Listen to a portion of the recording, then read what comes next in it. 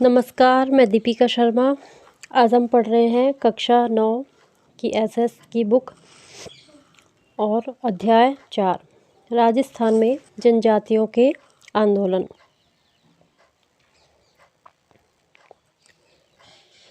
राजस्थान में स्थानीय सामंतवाद व ब्रिटिश साम्राज्यवाद के मध्य अपवित्र गठबंधन का प्रतिरोध सर्वप्रथम मेर, मीणा एवं भील जनजातियों ने किया। मेर विद्रोह 1818-1824। मेरों द्वारा आबाद क्षेत्र अंग्रेज़ों के आगमन के पूर्व सीधे तौर पर किसी राजनीतिक सत्ता के नियंत्रण में नहीं था। मेरों द्वारा आबाद क्षेत्रों के भूभाग मेवाड़, मारवाड़ एवं अजमेर के अंतर्गत थे, किंतु मेरों पर इनका राजनीतिक व प्रशासनिक नियंत्रण नहीं था। सर्वप्रथम अंग्रेज़ों ने उन्हें अपने पूर्ण नियंत्रण में लाने का प्रयास किया था। यही मेरों के विद्रोह का प्रमुख कारण बना। सन 1818 में अजमेर के अंग्रेज सुप्रिंटेंडेंट एफ बिल्डर ने झाक एवं अन्य गांवों जो मेरवाड़ा क्षेत्र के केंद्र बिंदु माने जाते थे के साथ समझौता किया, जिसके अनुसार मेरों ने लूटपाट न करने की सहमति प्रदान की। मार्च 1819 में बिल्डर ने किसी साधारण घटना को मेरों द्वारा उपर्युक्त समझौते को तोड़ना सिद्ध करते हुए मेरवाड़ा पर आक्रमण कर दिया। उसने नसीराबाद से सैनिक साथ लेकर मेरों के खिलाफ दंडात्मक अभियान आरंभ किया।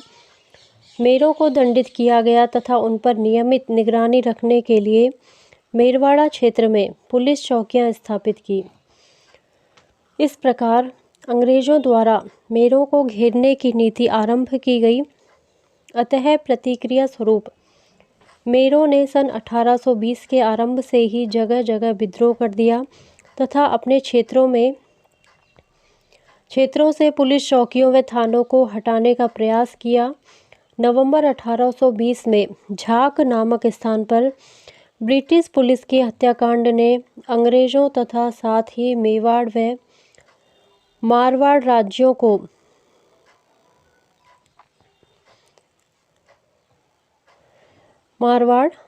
को भयभीत कर दिया था।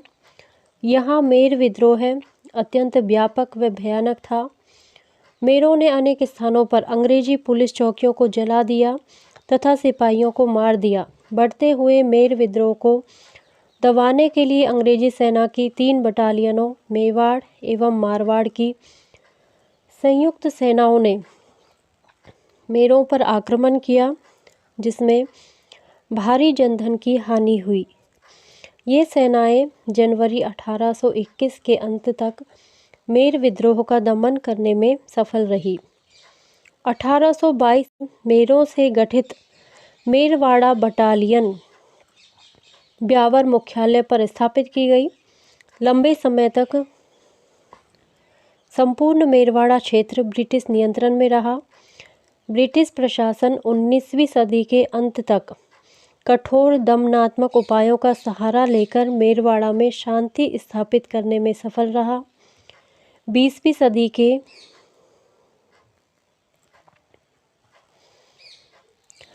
सदी के प्रारंभिक वर्षों में अंग्रेज़ों ने मेरों में समाज सुधार गतिविधियों का प्रारंभ किया। इस प्रकार अंग्रेज 1947 तक मेर विद्रोह को नियंत्रित करने में सफल रहे। भील विद्रोह 1818-1860। भील मूलतः एक शांति प्रिय जनजाति रही है। वे अंग्रेज़ों के आगमन तक स्वतंत्र जीवन व्यतीत कर रहे थे तथा 1818 ईस्वी के पश्चात उनके ऊपर स्थापित अर्ध सामंती व अर्ध औपनिवेशिक नियंत्रण ने उन्हें विद्रोह के लिए बाध्य किया। 1818 ईस्वी में उदयपुर राज्य के भीलों ने अनेक कारणों से विद्रोह किया। एक तो भीलों पर कर थोपने के अंग्रेजी प्रयासों ने भीलों में असंतोष को जन्म दिया। दूसरा, अंग्रेजों की भील दमन नीति ने भीलों के मन में अंग्रेजों के विरुद्ध अनेक मनोवैज्ञानिक संदेह उत्पन्न कर दिए थे। तीसरा, ईस्ट इंडिया कंपनी के सहायक संधि के तुरंत पश्चात उदयपुर राज्य का आंतरिक प्रशासन जेम्स टॉड ने अपने हाथ में ले लिया था तथा उसने भीलों पर राज्य का प्रभुत्व स्थापित करने के लिए भीलों को अपने नियंत्रण में लाने का प्रयास किया। चौथा, 1818 की संधि के पश्चात अधिकांश देसी सेनाओं को भंग कर दिया गया था। भील राज्य एवं जागीरदारों की सेना में नियमित तथा अनियमित रूप से नियुक्त रहते थे तथा इन सेनाओं के भंग होने से बेरोजगारी के चलते उनमें असंतोष उत्पन्न होना स्वाभाविक था। पांचवा, भील अपनी पाल के समीप ही गांवों से रखवाली चौकीदारी कर तथा अपने क्षेत्रों से गुजरने वाले माल व यात्रियों से बोलाई यानी कि सुरक्षा नामक कर वसूल करते थे। जेम्स टॉड ने राज्य की आय व राजस्व में वृद्धि के प्रयासों के अंतर्गत भीलों पर कठोर नियंत्रण स्थापित करने के ध्येय से भीलों से उनके ये अधिकार छीन लिए थे। यह भील विद्रोह का तात्कालिक कारण बना। भीलों ने अपने इन परंपरागत अधिकारों को छोड़ने से इनकार करते हुए अंग्रेजों व उदयपुर राज्य के विरुद्ध विद्रोह कर दिया। उदयपुर राज्य के भील विद्रोह से प्रभावित होकर डूंगरपुर व बांसवाड़ा राज्यों के भीलों ने भी अल्प अशांति उत्पन्न की तथा 1825 ईस्वी में आदिवासी विद्रोह की बिखरी हुई घटनाएं घटी। डूंगरपुर राज्य में स्थिति अधिक गंभीर थी, इसलिए भीलों के दमन हेतु अंग्रेजी सेना भेजी गई, किंतु वास्तविक संघर्ष आरंभ होने के पूर्व ही भील मुखियाओं ने मई 1825 में समझौता कर लिया। इस प्रकार का समझौता डूंगरपुर राज्य के सिमूर, बारू, देवल एवं नंदू पालों के भीलों ने भी किया। उपर्युक्त समझौते के प्रावधान एक पक्षीय थे, किंतु इनके माध्यम से अंग्रेज लंबे समय तक डूंगरपुर राज्य में शांति बनाए रखने में सफल रहे। उदयपुर राज्य के भीलों ने भी कभी इस प्रकार की शर्तें स्वीकार नहीं की तथा अंग्रेजों व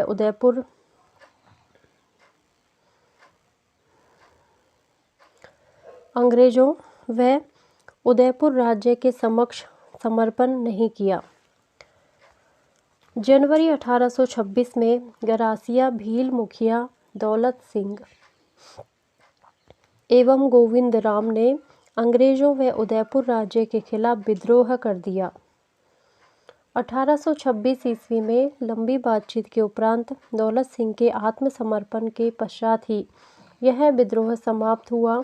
अंग्रेजों व उदयपुर राज्य ने 1838 ईस्वी तक भीलों के प्रति उदार नीति अपनाई, क्योंकि दमनात्मक सैनिक आक्रमणों के वांछित परिणाम प्राप्त नहीं हुए थे। यूं छुटपुट भील उपद्रव की घटनाएं जारी रही, किंतु कुल मिलाकर 1838 तक उदयपुर राज्य में शांति रही। 1836 में बांसवाड़ा राज्य में भील उपद्रव हुए, जिन्हें अंग्रेजी सेना की सहायता से बांसवाड़ा के महारावल ने तुरंत नियंत्रित कर दिया। अंग्रेजों में बल प्रयोग के उपाय नहीं छोड़े, बल्कि मेरवाड़ा बटालियन की पद्धति पर भीलों के विरुद्ध लंबी सैनिक योजना तैयार की, जिसके अंतर्गत भीलों पर नियंत्रण स्थापित करने के उद्देश्य से भीलों की सेना के गठन का निर्णय किया। अप्रैल 1841 में गवर्नर जनरल ने अपनी सलाहकार परिषद की सलाह पर मेवाड़ भील कोर के गठन को स्वीकृति प्रदान की। मेवाड़ भील कोर का मुख्यालय उदयपुर राज्य में खैरवाड़ा रखा गया। मेवाड़ के भील क्षेत्रों में खैरवाड़ा एवं कोठड़ा में 2 छावनियां स्थापित की गई। अंग्रेजों के सैनिक उपाय कुछ समय तक भीलों को शांत रख सके थे। 1844 में बांसवाड़ा राज्य में छुटपुट भील विद्रोह हुए। इसी समय माहीकाठा एजेंसी के अंतर्गत पोसीना गुजरात एवं सिरोही राज्य के भील व गरोसिया व गिरासिया विद्रोही हो गए थे। बांसवाड़ा राज्य के भील विद्रोह को गुजरात में 1846 के कुंवर जीवे बसावो के नेतृत्व में गुजरात के भील विद्रोह से बढ़ावा मिला। बांसवाड़ा राज्य ने अपने वकील कोठारी केसरी सिंह को सहायता हेतु वेस्टर्न मालवा ब्रिटिश एजेंट के पास भेजा तथा अंग्रेजी सेना की सहायता से 1850 ईस्वी के अंत तक भील विद्रोह को कुचल दिया था। 1850 से 1855 ईस्वी के मध्य कोई बड़े भील विद्रोह की घटना नहीं घटी, किंतु दिसंबर 1855 में उदयपुर राज्य के कालीबास के भील विद्रोही हो गए थे। महाराणा ने मेहता सवाई सिंह को एक सेना लेकर 1 नवंबर 1856 को भीलों के दमन हेतु भेजा। सेनाओं ने गांव में आग लगा दी तथा भारी संख्या में भीलों को मौत के घाट उतार दिया गया। 1860 ईस्वी तक निरंतर छुटपुट भील विद्रोह की घटनाएं घटती रही। 1857 ईस्वी की क्रांति के दौरान भील विद्रोह की संभावना थी, किंतु भील इस राष्ट्रीय क्रांति से अनभिज्ञ थे तथा राजकीय पलटनों ने अंग्रेजों के प्रति विद्रोह नहीं किया। वर्ष 1861 में उदयपुर के समीप खैरवाड़ा क्षेत्र में भील उपद्रवों की घटनाएं सामने आई। 1863 ईस्वी में कोटड़ा के भील हिंसक गतिविधियों में संलग्न हो गए, जिसकी जिम्मेदारी मेवाड़ भील कोर के कमांडिंग अधिकारी ने उदयपुर राज्य पर सौंपी, क्योंकि राज्य के प्रशासनिक अधिकारी भीलों के साथ उचित व्यवहार नहीं कर रहे थे। इन आधारों पर हाकिम को स्थानांतरित कर दिया तथा सैनिक कार्रवाई व शांतिपूर्वक समझाकर भील उत्पात को शांत कर दिया था। तत्पश्चात 1867 ईस्वी में खैरवाड़ा व डूंगरपुर के मध्य देवलपाल के भीलों ने उत्पात आरंभ कर दिया, जिसे मेवाड़ भील कोर ने कुचल दिया। 1872-75 के दौरान बांसवाड़ा में भील विद्रोह की अनेक घटनाएं घटी। बांसवाड़ा राज्य में चिलकारी व शेरगढ़ गांवों के भील छापा मार गतिविधियों द्वारा अशांत रहे। 1873-74 के दौरान इन गांवों के भीलों ने खुला विद्रोह कर दिया था। उनकी गतिविधियां मध्य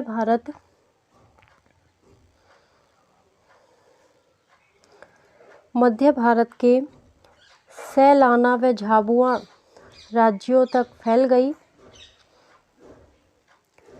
1881-82 में उदयपुर राज्य के भील अंग्रेजों व राज्य के विरुद्ध उठ खड़े हुए थे। यह 19वीं सदी का सबसे भयानक भील विद्रोह सिद्ध हुआ। असल में यह लंबे समय से एकत्रित भील आक्रोश का विस्फोट था। 26 मार्च 1881 की रात में राज्य की सेनाएं मामा अमान सिंह राज्य का प्रतिनिधि एवं लोनारगन अंग्रेज प्रतिनिधि के नेतृत्व में बारापाल पहुंची। इसके साथ महाराणा का निजी सचिव श्यामल दास भी था। 27 मार्च को सेना ने बारापाल में सैकड़ों भील झोंपड़ियों को जलाकर राख कर दिया। 28 मार्च को पूरे दिन सैनिक अभियान जारी रहा था तथा बारापाल के आसपास भीलों के झोंपड़ों को जलाया जाता रहा। फौज की इन कार्रवाइयों से बचने के लिए अधिकांश भीलों ने परिवार सहित स्वयं अपने घरों को उजाड़कर सघन जंगलों व पहाड़ियों की ऊंची चोटियों पर पहुंचकर सुरक्षात्मक स्थिति प्राप्त कर ली थी। अपनी स्थिति सुदृढ़ कर भीलों ने मार्ग में बाधा उत्पन्न कर राज्य की सेनाओं को आगे बढ़ने से रोक दिया। निराश सेना व सेनापतियों ने सुरक्षात्मक स्थिति लेकर ऋखवदेव में डेरे डाल दिए थे। यहाँ लगभग 8000 भीलों ने इन्हें घेर लिया। इस विद्रोह के प्रमुख नेता बीलखपाल का गामेती नीमा, पीपली का खेमा, सगात्री का जोयता थे। सैनिक अधिकारियों ने भीलों के साथ शांति समझौते के प्रयास किए, किंतु कोई सफलता नहीं मिली। महाराणा के निजी सचिव श्यामल दास ने ऋखवदेव मंदिर के पुजारी खेमराज भंडारी के माध्यम से भील नेताओं से वार्ता आरंभ की। अंत में 25 अप्रैल 1881 को भीलों के साथ एक समझौता हो गया। राज्य के अधिकारी आधा बराड़ कर छोड़ने, भविष्य में भीलों को जनगणना कार्यों से कष्ट न पहुंचाने एवं विद्रोही भीलों को माफ़ी देने पर सहमत हो गए। भीलों ने राज्य के नियमों के पालन करने का वचन देते हुए कानून विरोधी गतिविधियों में संलग्न न होने की स्वीकृति दी। उपर्युक्त समझौते ने एक भयंकर भील विद्रोह को शांत अवश्य कर दिया था, किंतु पूर्ण शांति स्थापित नहीं हो पाई थी। यद्यपि मेवाड़ की भील समस्या को 19वीं सदी के अंत तक पर्याप्त सीमा तक सुलझा लिया गया, किंतु डूंगरपुर व बांसवाड़ा के भीलों पर विशेष ध्यान नहीं दिया गया। अतः 20वीं सदी के प्रारंभिक वर्षों में डूंगरपुर व बांसवाड़ा राज्यों में गोविंदगिरी के नेतृत्व में शक्तिशाली भील आंदोलन आरंभ हुआ। गोविंदगिरी ने भीलों के उत्थान हेतु समाज व धर्म सुधार आंदोलन आरंभ किया, जो आगे चलकर राजनीतिक आर्थिक विद्रोह में परिवर्तित हो गया। गोविंद गुरु डूंगरपुर में बेड़सा नामक गांव के निवासी एवं जाति से बंजारा थे। वे स्वयं छोटे किसान थे। उनकी निर्धन आर्थिक दशा एवं उनके पुत्रों व पत्नी की मृत्यु ने उन्हें आध्यात्म की ओर प्रेरित किया। वे सन्यासी बन गए। वे कोटा बूंदी अखाड़े के साधु राजगिरी के शिष्य बन गए।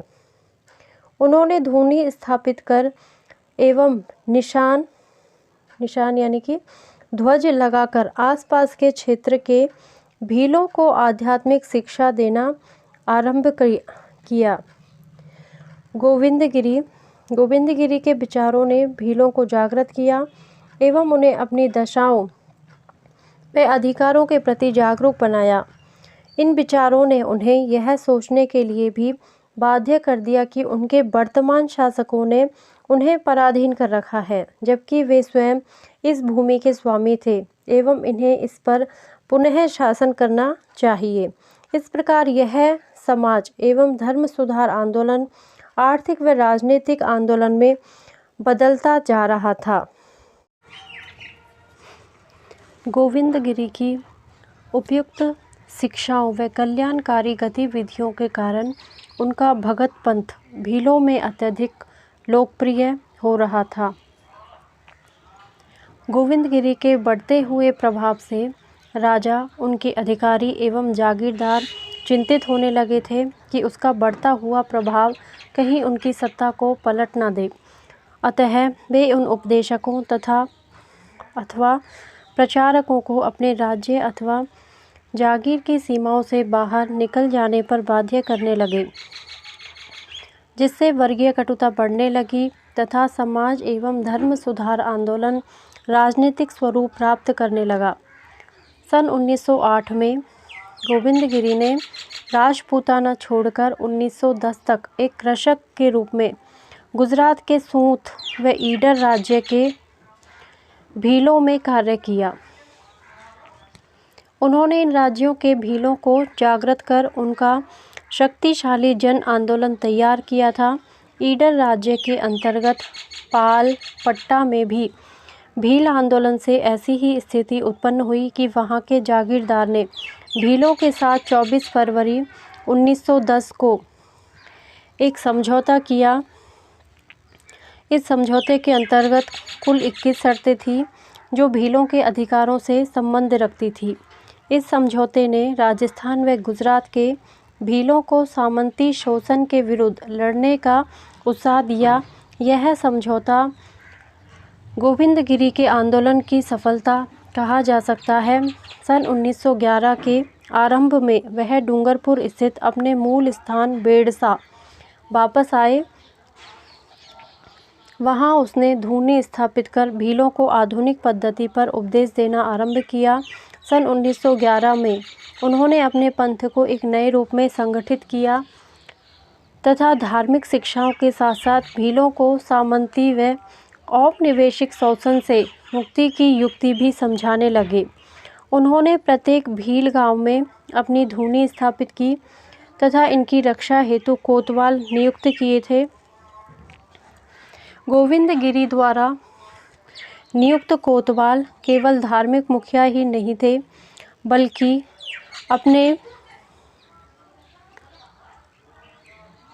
अपने क्षेत्र के सभी मामलों के प्रभारी थे। वे भीलों के मध्य विवादों का निपटारा भी करते। इस प्रकार अन्य अर्थों में गोविंदगिरी की समानांतर सरकार चलने लगी, किंतु दूसरी ओर राजा व जागीरदारों द्वारा उनके शिष्यों का उत्पीड़न भी जारी रहा। ये गोविंदगिरी है।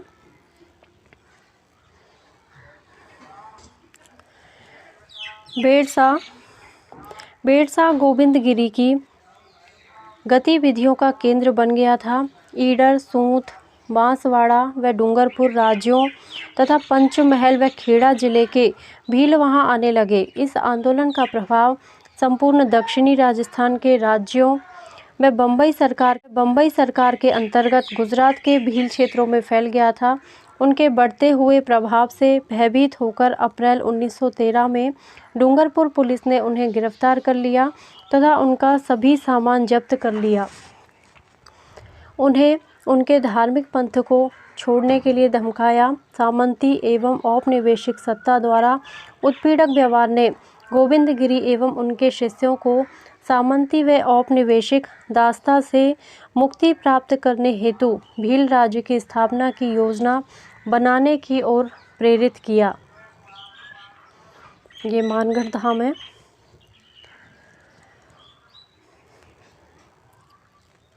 गोविंदगिरी अक्टूबर 1913 में मानगढ़ पहाड़ी पर पहुँचे तथा भीलों को पहाड़ी पर एकत्रित होने के लिए संदेशवाहक भेजे गए। धीरे धीरे भारी संख्या में भील पहाड़ी पर आने लगे तथा साथ में राशन पानी व हथियार भी ला रहे थे।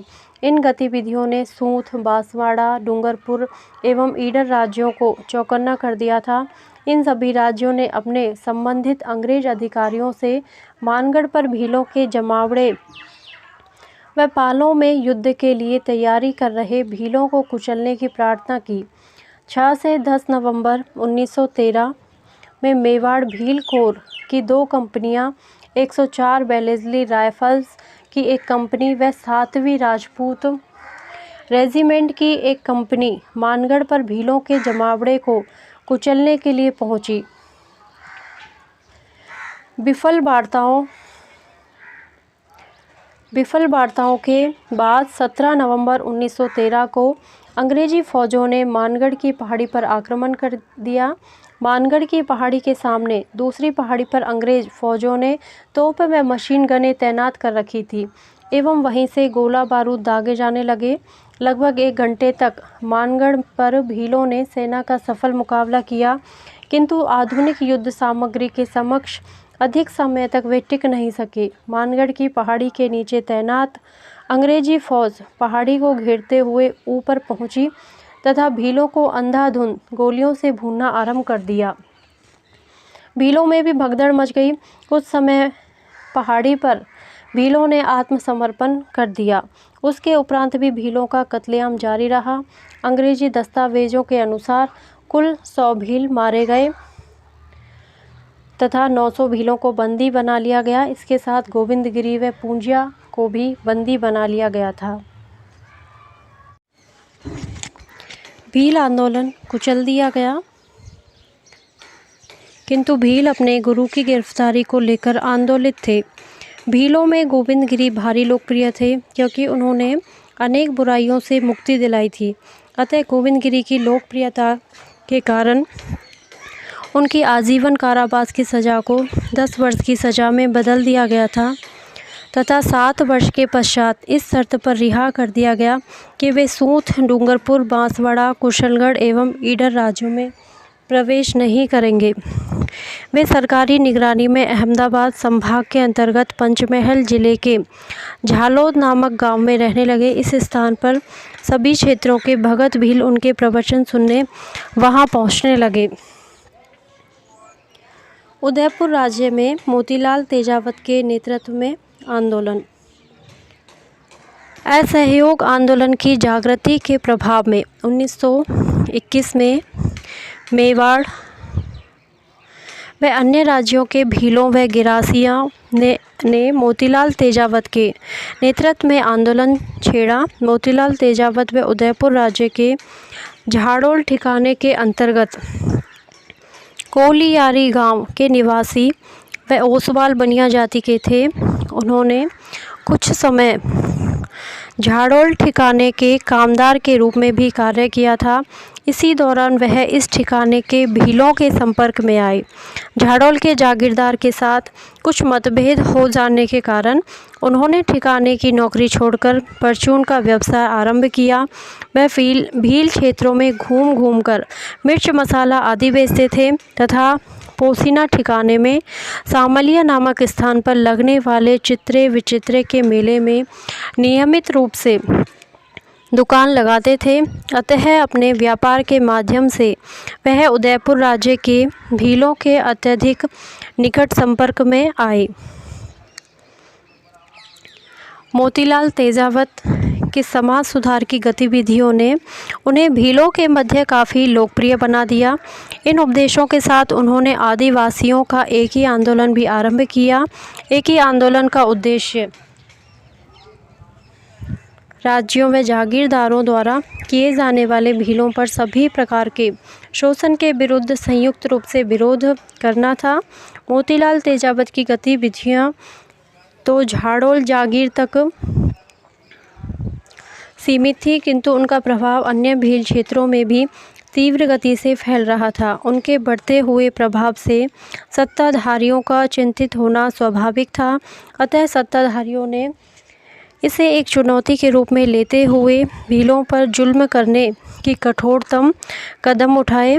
इसी दौरान तेजावत विजय सिंह पथिक अन्य नेताओं से मिले तथा उनके साथ विचार विमर्श कर भीलों की समस्याओं के समाधान हेतु कार्यक्रम तैयार किया।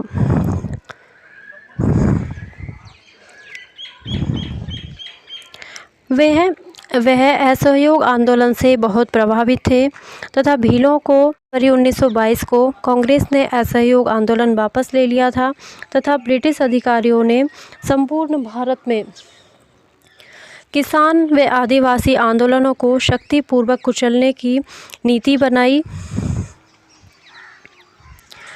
दीवान रमाकांत मालवीय ने गांधी पथिक व राजस्थान सेवा संघ के नेताओं की सहायता से सिरोही के आदिवासी आंदोलन को समाप्त करने के प्रयास किए थे, किंतु अपने प्रयासों की असफलता से झुंझलाकर गिरासियों के मुख्य गांव सियावा में कर वसूली के लिए सेना भेजने का निर्णय लिया। राज्य व अंग्रेज़ों की सेना ने इस गांव पर 12 अप्रैल 1922 को आक्रमण कर दिया। इस सैनिक कार्यवाही में अनेक गिरासियों की जानें गई तथा फौज ने उनके घर अनाज व पशु जलाकर उनको भारी नुकसान पहुंचाया। इसके पश्चात भी सैनिक अभियान जारी रहा।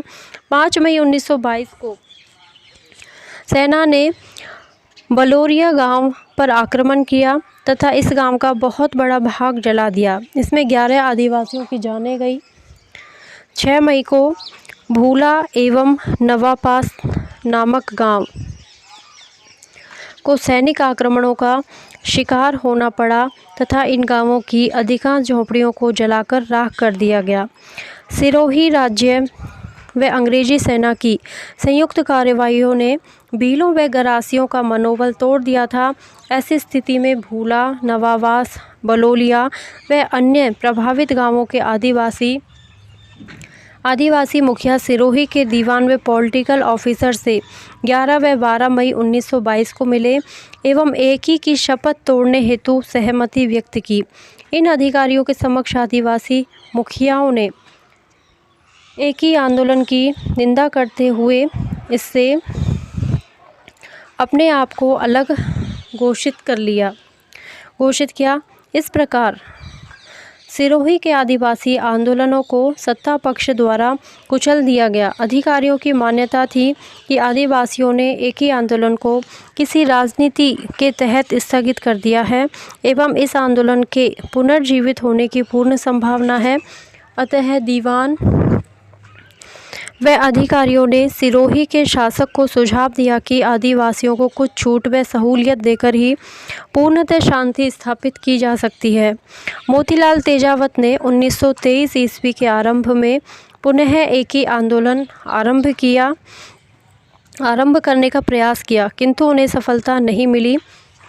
फिर भी सिरोही राज्य में भाकर, सातपुर, पिंडवाड़ा आदि परगणों में अशांति बनी रही।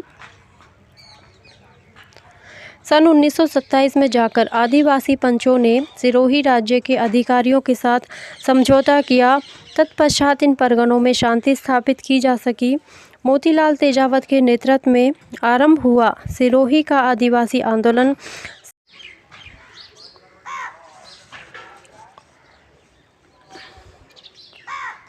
व असहयोग आंदोलन से बहुत प्रभावित थी तथा भीलों को ऐसा ही आंदोलन छेड़ना चाहते थे।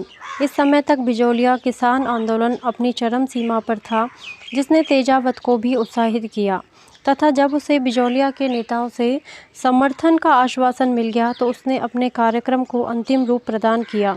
जुलाई 1921 उन्होंने भीलों का करबंदी सहित असहयोग आंदोलन आरंभ कर दिया था। झाड़ोल का शासक इस स्थिति से चिंतित हो गया था। इस स्थिति को नियंत्रण में लाने के ध्येय से उसने 19 अगस्त 1921 को मोतीलाल तेजावत को गिरफ्तार कर लिया। तेजावत की गिरफ्तारी ने भीलों को और अधिक उत्तेजित कर दिया। अपने नेता को मुक्त कराने के लिए हजारों भील एकत्रित हो गए। भीलों के भारी जमावड़े ने तेजावत को मुक्त करने हेतु ठाकुर को बाध्य कर दिया।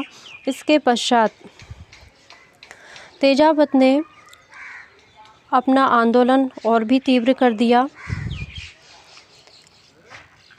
दिसंबर 1921 तक उदयपुर राज्य में किसान एवं आदिवासी आंदोलनों के कारण एक विस्फोटक स्थिति उत्पन्न हो गई। भील आंदोलन के बढ़ते हुए प्रभाव को देखते हुए ब्रिटिश अधिकारियों ने 1 जनवरी 1922 को भीलों को कुछ छूट देने का निर्णय लिया एवं तदनुसार जागीरदारों को सलाह दी गई थी। आंदोलन के परिणाम स्वरूप राज्य का यह निर्णय समर्पण का सूचक था, जिसने भीलों की इच्छा शक्ति को और बढ़ा दिया था। जनवरी 1922 में मोतीलाल तेजावत ने सिरोही राज्य में प्रवेश किया, जहां भारी संख्या में भील व गिरासिया आदिवासी रहते थे। वे उदयपुर के आंदोलन से बहुत प्रभावित थे एवं सिरोही में ऐसा ही आंदोलन छेड़ना चाहते थे। वास्तव में मोतीलाल तेजावत उदयपुर राज्य के भय से उदयपुर से भागकर सिरोही नहीं गए थे, बल्कि उन्हें सिरोही के भीलों व गिरासियों ने अपने मार्गदर्शन हेतु आमंत्रित किया। इस समय तक उन्हें यह भी पूरा भरोसा हो गया था कि उदयपुर में उनके अनुयायी उनकी अनुपस्थिति में आंदोलन चलाने में सक्षम थे। सिरोही राज्य मोतीलाल तेजावत के नेतृत्व में आदिवासी आंदोलन का दूसरा महत्वपूर्ण केंद्र बना। सिरोही राज्य में भी आदिवासियों की जीवन दशाएं मेवाड़ राज्य के भीलों के समान ही थी। सन 1922 में सन 1922 में तेजावत ने सिरोही राज्य के आदिवासियों में प्रवेश किया। यहाँ भी उन्होंने उदयपुर के भीलों की पद्धति पर गिरासिया आदिवासियों में समाज सुधार के कार्य आरंभ किए। उसने गिरासियों के उत्थान हेतु समाज सुधार के साथ साथ एक आर्थिक संघर्ष भी आरंभ किया। जनवरी 1922 में तेजावत ने भ्रमण करते हुए भीलों व गिरासियों की अनेक सभाएं की तथा उन्हें करबंदी व राज्य के साथ असहयोग हेतु खुला आह्वान दिया। सही अर्थों में 1929 में तेजावत की गिरफ्तारी के पश्चात ही समाप्त हुआ। उदयपुर व सिरोही राज्यों के भील व गरासिया 1921-29 के मध्य मोतीलाल तेजावत के नेतृत्व में अशांत बने रहे। राज्यों, जागीरदारों व अंग्रेजों ने अशिक्षित व भोले आदिवासियों पर सभी प्रकार के अत्याचार किए। इसी क्रम में सैनिक कार्यवाहियों की एक श्रृंखला आरंभ की गई, जिसने आदिवासियों का मनोबल तोड़ दिया था। जनवरी 1924 के पश्चात तेजावत भूमिगत हो गए, क्योंकि उनकी गिरफ्तारी पर उदयपुर, सिरोही व ईडर राज्यों ने पुरस्कार घोषित कर दिए थे। अधिकारियों की यह स्पष्ट मान्यता थी कि जब तक तेजावत को नहीं घेरा जाएगा तब तक आदिवासी आंदोलन शांत नहीं हो सकता। 3 जून 1929 को ईडर राज्य की पुलिस ने खेड़ ब्रह्म नामक गांव में तेजावत को गिरफ्तार कर लिया। ईडर पुलिस ने उसे उदयपुर राज्य को सौंप दिया, जहां उनके विरुद्ध आपराधिक मुकदमा चलाया गया। सन 1936 तक इसमें कोई अंतिम निर्णय नहीं हुआ तथा तेजावत को जेल में ही रखा गया। उन्हें 3 अप्रैल 1936 को जेल से इस शर्त पर रिहा किया गया कि वह कोई आंदोलनात्मक कार्य नहीं करेंगे तथा उदयपुर राज्य की अनुमति के बिना उदयपुर शहर से बाहर नहीं निकलेंगे। उदयपुर राज्य में उनके गुजारे के लिए 30 रुपये प्रति माह का भत्ता स्वीकृत किया गया। पुनः उन्हें जनवरी 1945 में बंदी बना लिया गया था, जब उन्हें भौमट क्षेत्र में प्रवेश करने की कोशिश की तथा उसे फरवरी 1947 में जेल से रिहा किया गया। मीणा विद्रोह 1860 मीणा विद्रोह 1851-1860 नई भूमि व राजस्व व्यवस्था के प्रति अपना रोष प्रकट करने के लिए 1851 में उदयपुर राज्य के जहाजपुर परगणे के मीणाओं ने अंग्रेज़ों के विरुद्ध विद्रोह कर दिया था। इस क्षेत्र की मीणा जाति पर्याप्त रूप में किसी भी राजनीतिक सत्ता से मुक्त थी, केवल महाराणा मेवाड़ की प्रतीकात्मक सत्ता स्वीकार करते थे। कर्नल टॉड ने इनका जीवंत विवरण प्रस्तुत किया है, जो उपयुक्त तथ्य को सिद्ध करता है। यह अंग्रेज ही थे जो इस क्षेत्र पर उदयपुर राज्य का कठोर नियंत्रण स्थापित कर सके। ब्रिटिश शासित अजमेर प्रांत के समीप स्थित इस मीना क्षेत्र पर राज्य की सत्ता स्थापित हो सकी थी। वास्तव में अंग्रेज आदिवासी समुदायों के प्रति पूर्वाग्रहों से ग्रसित थे, इसलिए अंग्रेज इन लोगों के साथ बड़ी कठोरता का व्यवहार करते थे। 1820-21 में अंग्रेज़ों द्वारा मेरों के दमन से मीणा समुदाय के लोग भली भांति परिचित थे। अतः जहाजपुर क्षेत्र के मीणा समुदाय तथा अंग्रेज अधिकारी के मध्य विरोध अस्तित्व में आया। मीणा व भील विद्रोह केवल अंग्रेज़ों के विरुद्ध नहीं थे, बल्कि वे संबंधित रियासतों के विरुद्ध भी थे, जिनके माध्यम से अंग्रेज अपनी नीतियों को कार्यान्वित कर रहे थे।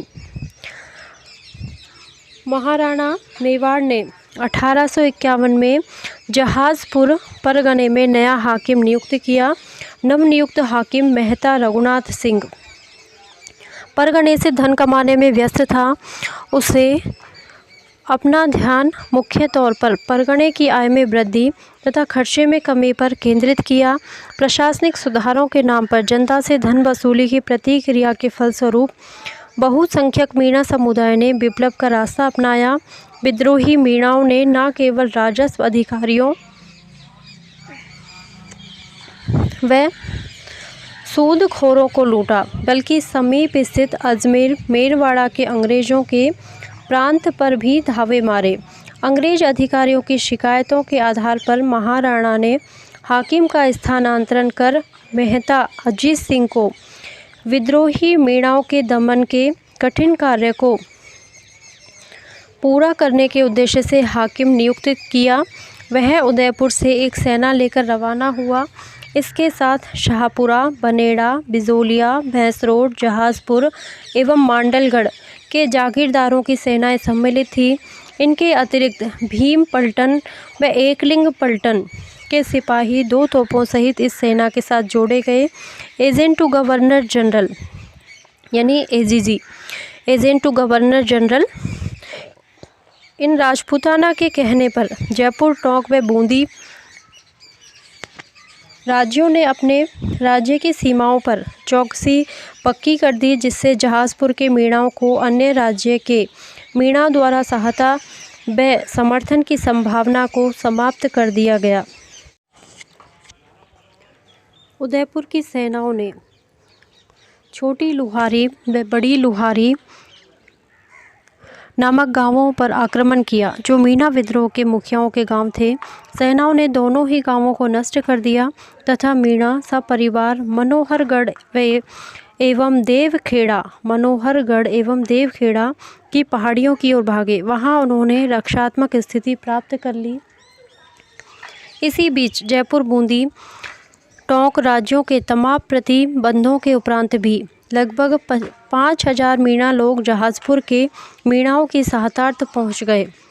उदयपुर की सेनाओं ने भरसक प्रयत्न किए, किंतु सघन झाड़ियों व पहाड़ी प्रदेश होने के कारण सैनिक कार्यवाहियों में अनेक रुकावट उत्पन्न हो रही थी।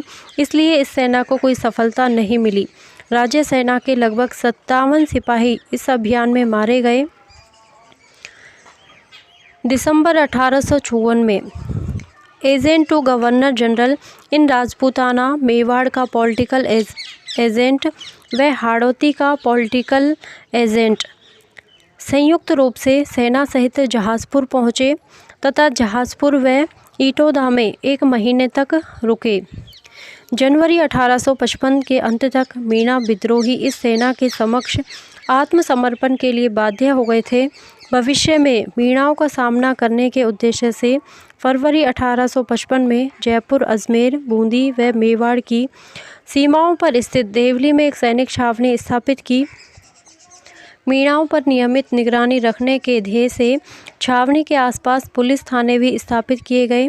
इस प्रकार मीणाओं का विद्रोह दबाया जा सका। 1855 ईस्वी में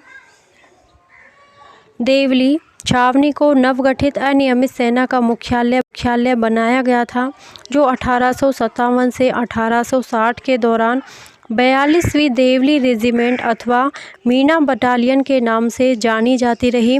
1921 में 42वीं देवली रेजिमेंट एवं 43वीं एरिनपुरा रेजिमेंट को समाप्त कर दिया गया। उनके स्थान पर मीणा कोर की स्थापना की गई थी। देवली ने इस सेना का गठन राजस्थान में आदिवासियों के प्रति अंग्रेजी नीति का विस्तार कहा जा सकता है। वास्तव में इस तरह के दमनात्मक उपायों का विस्तार आदिवासी समस्या का समाधान नहीं था,